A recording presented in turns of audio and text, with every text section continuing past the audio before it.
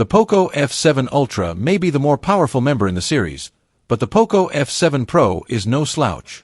Armed with Qualcomm's previous gen flagship chip, the Snapdragon 8 Gen 3, and paired up to 12GB RAM and 512GB storage, the F7 Pro is one of the more interesting upper mid-range devices.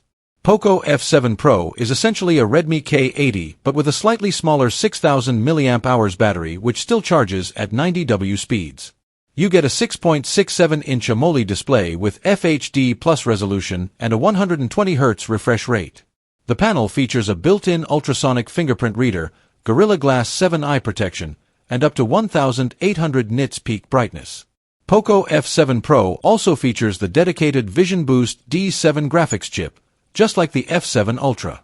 The chipset helps with resolution upscaling and keeping stable frame rates during gaming sessions and HDR content streaming on apps like YouTube and Netflix. The phone also features a Surge G1 battery chip and a Surge P3 chip that monitors charging.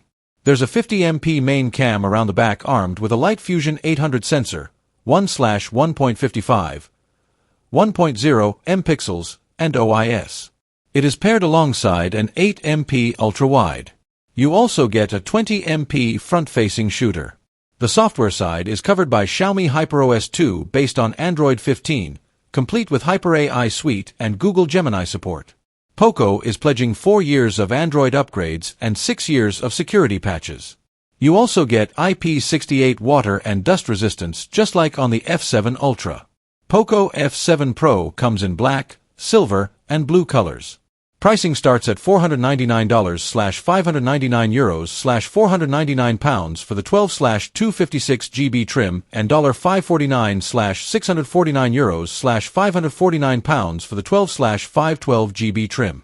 Poco is taking early bird orders starting today until April 10th with an additional $50/€100/£50 bonus.